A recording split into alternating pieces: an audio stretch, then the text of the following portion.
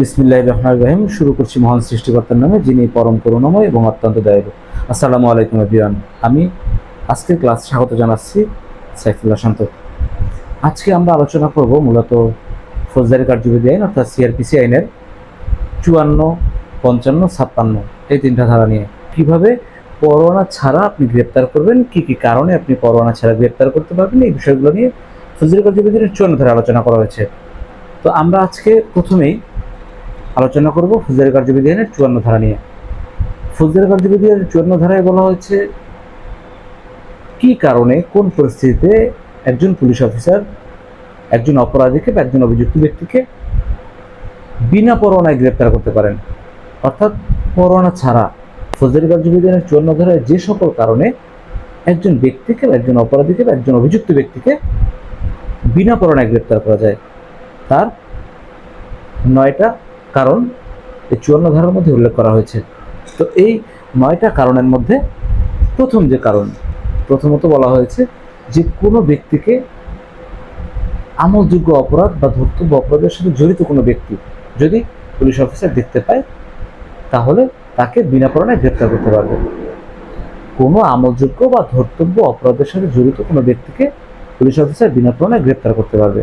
দ্বিতীয়ত, যুক্তিসঙ্গত কারণ ছাড়া কোনো ব্যক্তির নিকট যদি ঘর ভাঙার কোনো সরঞ্জাম পাওয়া যায়, যেমন যেসব যন্ত্রপাতি বা যেসব সরঞ্জাম দিয়ে ঘর ভাঙার কাজে ব্যবহৃত হয়, যুক্তিসঙ্গত কারণ ছাড়া যদি এইসব কোনো যন্ত্রপাতি বা এইসব কোনো সরঞ্জাম কোনো ব্যক্তির নিকট পাওয়া যায়, অর্থাৎ হতে পারে হাতুড়ি, হতে পারে করাত, হতে পারে লোহা, যেসব যন্ত্রপাতি দিয়ে আঘাত করলে বা যেসব যন্ত্রপাতি দিয়ে কাউকে মৃত্যু পর্যন্ত ঘোরানো যায়, এমন যন্ত্রপাতি, অর্থাৎ এই জন্য বলা হয়েছে যে ঘর ভাঙার যন্ত্রপাতি যদি যুক্তিসঙ্গত কারণ ছাড়া এই ঘর ভাঙার যন্ত্রপাতি যদি কারো কোনো ব্যক্তির নিকট পাওয়া যায়, তাহলে পুলিশ অফিসার তাকে বিনা পরোয়ানায় গ্রেপ্তার করতে পারেন।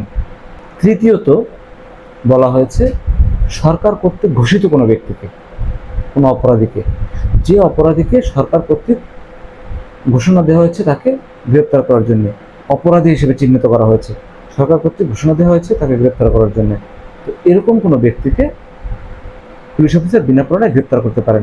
চতুর্থত বলা হয়েছে কোনো ব্যক্তির নিকট যদি চোরাই মাল, অর্থাৎ চোরাইকৃত মালামাল যদি কোনো ব্যক্তি বহন করে, পুলিশ অফিসারের যদি সন্দেহ হয় যে এই যে তার কাছে যে জিনিসগুলো পাওয়া যাবে বা যে মালামালগুলো পাওয়া যাবে এগুলো চোরাইকৃত মালামাল, তাহলে পুলিশ অফিসার তাকে বিনা পরোয়ানায় গ্রেপ্তার করতে পারে।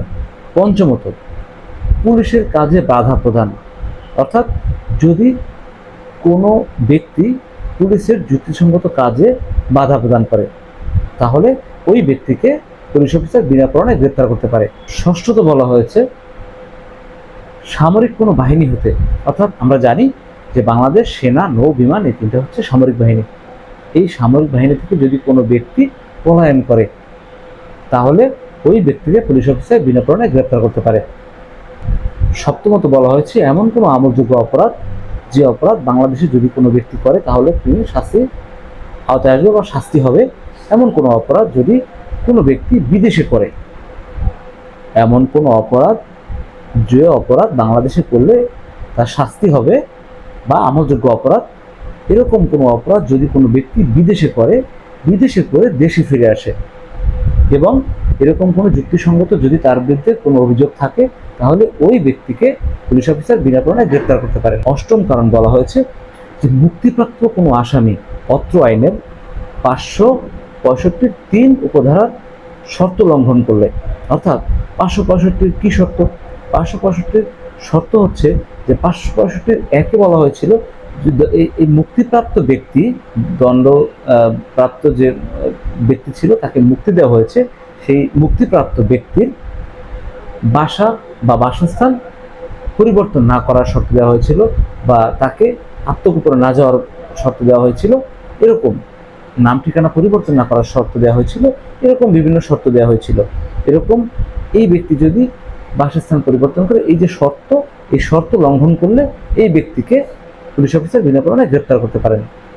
নবম কারণ হিসেবে বলা হয়েছে যদি কোনো ব্যক্তির গ্রেপ্তারের জন্য অন্য কোনো পুলিশ অফিসার কর্তৃক অনুরোধপত্র পাওয়া গেলে, অর্থাৎ কোনো পুলিশ অফিসার অন্য কোনো পুলিশ অফিসার যদি কোনো পুলিশ অফিসারকে অনুরোধ করেন যে কাউকে গ্রেপ্তার করার জন্য যে আমোদজনক অপরাধের সাথে জড়িত, তাহলে তাকে পুলিশ অফিসার বিনা পরোয়ানায় গ্রেপ্তার করতে পারেন। পিআরবি 316 ফৌজদারি কার্যবিধির 55 ধারায় বলা হয়েছে যে ভবঘুরে সন্দেহভাজন ব্যক্তি, গৃহভঙ্গকারী, চোরাই মাল গ্রহণকারী, অর্থাৎ যে ব্যক্তির প্রকাশ্য জীবিকা অর্জনের কোনো উৎস নেই, অর্থাৎ যে ব্যক্তি নিজের সম্পর্কে সন্তোষজনক জবাব দিতে পারেন না, এই ব্যক্তিকে বা এই ব্যক্তিদেরকে থানার অফিসার ইনচার্জ বিনা পরোয়ানায় গ্রেপ্তার করতে পারেন। ফৌজদারি কার্যবিধির 56 ধারায় বলা হয়েছে যে পুলিশ অফিসার যখন অধস্তন অফিসারকে বিনা পরোয়ানায় গ্রেপ্তারের দায়িত্ব দেন তখন কি করণীয়, অর্থাৎ আমরা ফৌজদারি কার্যবিধির 55 ধারায় যেটা পেয়েছিলাম যে ভবঘুরে সন্দেহভাজন ব্যক্তি, চোরাই মাল বহনকারী বা গ্রহণকারী ইত্যাদি প্রভৃতির যে লোক যাদের সমাজে সন্তোষজনক নিজের পরিচয় দিতে পারেন না অথবা তাদের জীবিকা অর্জনের কোনো উৎস নেই, এরকম ধরনের লোককে যখন উক্ত থানার অফিসার ইনচার্জ যখন তার অধস্তন কোনো পুলিশ কর্মকর্তাকে বা পুলিশ অফিসারকে বিনা পরোয়ানায় গ্রেপ্তারের দায়িত্ব দেন, তখন এই সকল ব্যক্তিদেরকে অধস্তন পুলিশ অফিসার বিনা পরোয়ানায় গ্রেপ্তার করতে পারেন। আজকে আমরা আলোচনা করলাম ফৌজদারি কার্যবিধি আইন অর্থাৎ সিআরপিসি আইনের 54 ধারা বিনা পরোয়ানায় গ্রেপ্তার, 55 ধারায় ভবঘুরে বা সন্দেহজনক ব্যক্তিদেরকে বিনা পরোয়ানায় গ্রেপ্তার, 56 ধারায় অধস্তন পুলিশ অফিসার দ্বারা বিনা পরোয়ানায় গ্রেপ্তার। আজকের মতো এখানেই বিদায় নিচ্ছি, দেখা হবে পরবর্তী ভিডিওতে। সে পর্যন্ত ভালো থাকবেন, সুস্থ থাকবেন সেই প্রত্যাশায়। আসসালামু আলাইকুম।